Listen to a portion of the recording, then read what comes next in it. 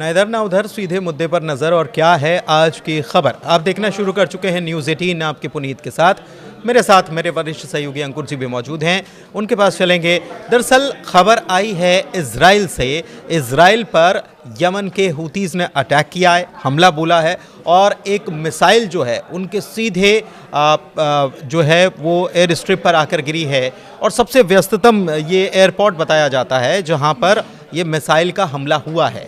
सबसे बड़ी बात यह है कि इजराइल अक्सर ऐसे हमलों को रोक लिया करता है, उसके पास बहुत सारे सिस्टम हैं, चाहे वो उसका खुद का डोम हो, आयरन डोम हो, या फिर दूसरा थार्ड और तमाम अमेरिकी सिस्टम जो हैं जो इंटरसेप्ट कर लेते हैं और मिसाइल को हवा में ही मार गिराते हैं। लेकिन इस बार ऐसा नहीं हो पाया।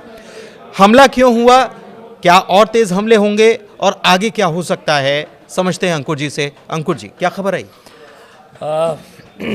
पुनीत, ये खबर काफ़ी चौंकाने वाली है, क्योंकि एक तरफ तो ईरान की और अमेरिका की बातचीत हो रही थी और ये अचानक से एक मिसाइल आती है और बेन गुरियन एयरपोर्ट के टर्मिनल 3 पर ये गिरती है आके।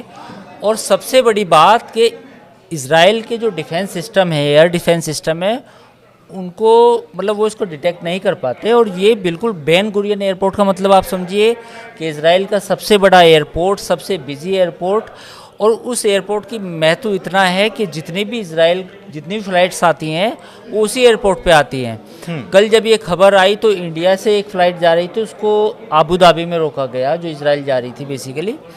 तो ये सबसे बड़ा एयरपोर्ट है इजराइल का, और इस पर अटैक होना मतलब इसका सीरियस कुछ ना कुछ नतीजा होने वाला है। मैं इस बार इसलिए कह रहा हूँ क्योंकि जो भी असेसमेंट है, जितने भी सिक्योरिटी एनालिस्ट हैं, आप पूरी दुनिया में कहीं भी पढ़ें, उनका ये कहना है कि ये एस्केलेशन है।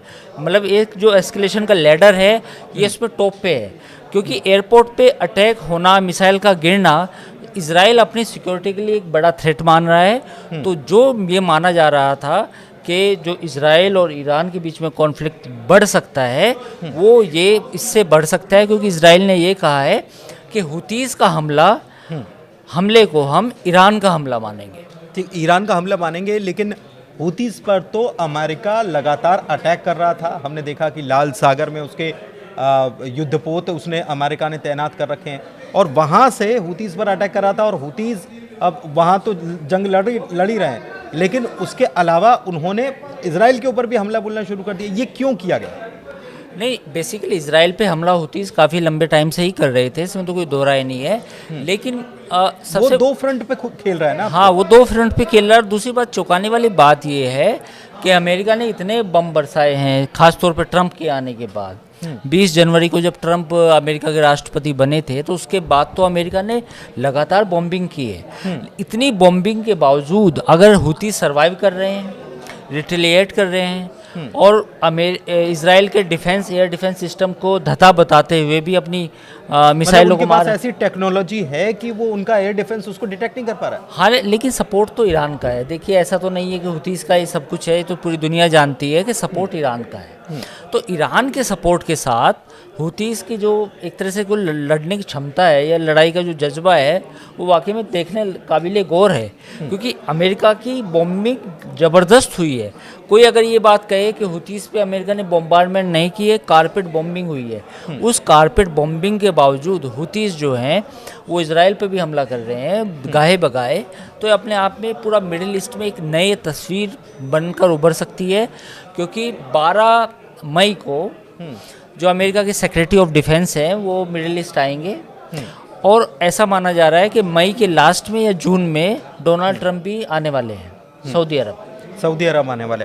तो ये हुती को ये हथियार, इतने एडवांस लेवल के हथियार कैसे, क्या फारस की खाड़ी से सप्लाई होता है? बिल्कुल। किस तरीके से इनको हथियार मिलते हैं? हाँ, बिल्कुल। ये तेल के जो ऑयल टैंकर्स के जरिए ही सप्लाई होती है, और ये ईरान का ही बैकिंग है, इसमें अब कोई दो राय नहीं है। हुतीज़ जो इतने लंबे टाइम से सरवाइव करे, फिर उन्होंने लड़ाई लड़ी, सऊदी अरब पे भी उन्होंने मिसाइल मारी थी, तो ये सब सपोर्ट ईरान का है। ईरान के सपोर्ट के बगैर हुतीज़ का कोई अस्तित्व नहीं है। एक चीज़ और कि हुती पर अमेरिका अटैक कर रहा है, फिर अमेरिका ने ये भी कहा कि ईरान को बाज आ जाना चाहिए बैकिंग से, और प्रॉक्सी जो आप करने की कोशिश कर रहे हो उससे बाज आ जाना चाहिए बातचीत के बीच में। और अब हुती जो हैं वो अचानक आक्रामक, उनका आक्रमण ज़्यादा बढ़ जाना, मतलब आक्रामक वो इजराइल के ऊपर भी, उनको क्या लग रहा है कि इजराइल के कहने पर अमेरिका इस प्रकार की बात कर रहा है तो इजराइल को सबक सिखाया जाए, ऐसा कुछ है क्या? इसकी कहानी कुछ और है पुनीत। इसकी कहानी ये है कि हुतीस को अब ये लग चुका है कि जो ईरान के साथ जो बातचीत होने वाली थी ईरान की और अमेरिका की, वो फेल हो गई है। तो ये जब फेल होने के बाद ये डेस्परेशन है। डेस्परेशन क्या है कि ज़्यादा से ज़्यादा जितना भी हमारे पास सामान बचा है, जितनी भी हम मिसाइल बची है, वो सब चला लो। क्योंकि अगर एक बार जंग शुरू हो गई और उस जंग में ज़्यादा नुकसान हो गया तो हम कहीं के नहीं बचेंगे। तो जो भी एमुनेशन है हुतीस के पास, वो इसे चलाना चाहते हैं। उन्हें लग रहा है कि जंग होने वाली है। तो ये इशारा या ऑर्डर तेहरान से गया? बिल्कुल। ये आप देखिए ना, ईरान के विदेश मंत्री का बयान, ईरान के जो बयान आ रहे हैं, वो पूरा नैरेटिव सेट कर रहे हैं। ईरान ने साफ तौर पे कहा है कि मेरा न्यूक्लियर इनरिचमेंट प्रोग्राम हम बंद नहीं करेंगे। तो मार्को रूबियो का उस पर बयान आया था। मार्को रूबियो ने कहा था कि ईरान को अपना nuclear enrichment programme, nuclear material plus ballistic programme सब बंद करना पड़ेगा। और जो बैकिंग करते हैं वो भी बंद कर दो। हाँ, नहीं, वो बैकिंग की बजाय तो उन्होंने कहा कि बैलिस्टिक प्रोग्राम भी बंद करो और ये न्यूक्लियर वाला बंद करो। तो इस पे ईरान का एक बड़ा अच्छा बयान आया था। उन्होंने कहा था हम ऐसा बिल्कुल नहीं करेंगे। तो इसका मतलब ये है कि कॉन्फ्लिक्ट बढ़ेगा। जो लोग ये सोच रहे हैं कि भारत और पाकिस्तान के बीच में कब ये एस्केलेशन होगी, कब भारत काइनेटिक एक्शन करेगा, उससे पहले यहाँ होने वाला है। उससे पहले यहाँ पर होने हाँ, वाला है। ये खबर अपने दर्शकों को हम दे रहे हैं न्यूज़ 18 के डिजिटल प्लेटफॉर्म पर कि इजराइल और ईरान के बीच में, और अमेरिका को बीच में जोड़ लेते हैं, के बीच में ज़्यादा चांसेस हैं कि लड़ाई होने के बजाय भारत और पाकिस्तान के। अच्छा, इजराइल किस तरीके से रिटेलिएट करेगा? मतलब हुतीस पर हमला करेगा या फिर उधर गाज़ा जो है, गाज़ा पर भी अब वो और ज़्यादा कड़ी कार्रवाई, क्योंकि हमने तो देखा है कि बीते दिनों तो उसने रसद और ये सारी चीज़ें रोक दी थी। अब और कड़ी कार्रवाई और हमले हो सकते हैं, सैन्य अभियान चलाया जा सकता है। बेसिकली जो कहानी है वो ये है कि इजराइल का जो अटैक होगा वो सीधा न्यूक्लियर प्लांट्स पे होगा, इसमें अब कोई दो राय नहीं है। ईरान के इजराइल की सीधी पॉलिसी है कि हमें ईरान को परमाणु बम बनाने से रोकना है हर सूरत में। ये हमारा एग्जिस्टेंशनल इशू है, ये हमारा अस्तित्व का सवाल है। और इस सवाल का जवाब ये है कि हम ईरान के पर परमाणु जितने भी न्यूक्लियर एटॉमिक है उनको सबको नष्ट करेंगे इस बार। और ये नैरेटिव उनका डॉक्ट्रिन जो है इजराइल का है। मतलब ये बहुत आगे वाली बात आप कह दे रहे हैं कि अब यही इजराइल ये प्लान करके बैठा है, हरी झंडी उसको अमेरिका से उसको बहाना भी मिल गया। बहाना मिल गया। इजराइल बहाना ढूंढ रहा था पिछले बेसिकली 2 महीनों से, जब 2-3 महीनों से, जब से डोनाल्ड ट्रंप अमेरिका के राष्ट्रपति बने, तो उसके बाद इजराइल को एक बहाना चाहिए था कि कैसे मैं डोनाल्ड ट्रंप एडमिनिस्ट्रेशन को ये बताऊं, ये समझाने में कामयाब रहूं कि ईरान बात नहीं मानेगा और ईरान के जो परमाणु कार्यक्रम है उसको बंद करने का एक ही रास्ता है, वो है मिलिट्री ऑप्शन। तो मिलिट्री ऑप्शन के लिए ही इजराइल पहले दिन से ही कह रहा था। तो अब जो मुझे लगता है कि जो परिस्थितियां बदल रही हैं, ये बहुत बड़ा हमला है, एयरपोर्ट पे हमला होना। क्योंकि जिस समय हिजबुल्ला और हमास का भी अटैक था तो वो छोटे मोटे रॉकेट आते थे, बैलिस्टिक मिसाइल नहीं आती थी। तो ये हमला बड़ा है। तो अब देखना ये होगा कि क्या मिडिल ईस्ट में एक लड़ाई होगी।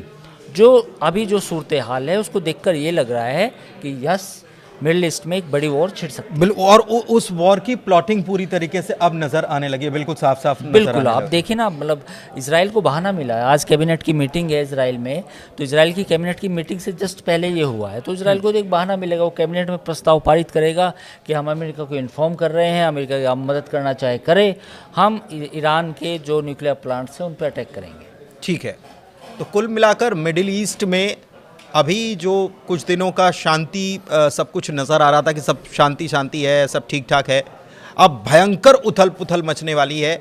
इन चीज़ों से सामने साफ नज़र आ रहा है। नेतन्याहू ने अपने रक्षा मंत्री इजराइल काट्स जो हैं उनको भी ग्रीन सिग्नल दे दिया है, किसके लिए? गाज़ा के लिए, वहाँ पर हमास के ख़िलाफ़ कड़े एक्शन उठाने के लिए। एक प्रकार से ये प्रॉक्सीज़ जो कहा जाता है, ईरान के प्रॉक्सी, उनके ऊपर प्रेशर भी क्रिएट करने की कोशिश हो रही है। तो आने वाले दिनों में बहुत कुछ होने वाला मिडिल ईस्ट में, इस पर हमारी नज़र बनी हुई है। फिलहाल वीडियो में इतना ही। कैसा लगा वीडियो, चर्चा कैसी लगी, कमेंट करके बताइएगा। हमारे चैनल को लाइक कीजिए, सब्सक्राइब कीजिए। धन्यवाद।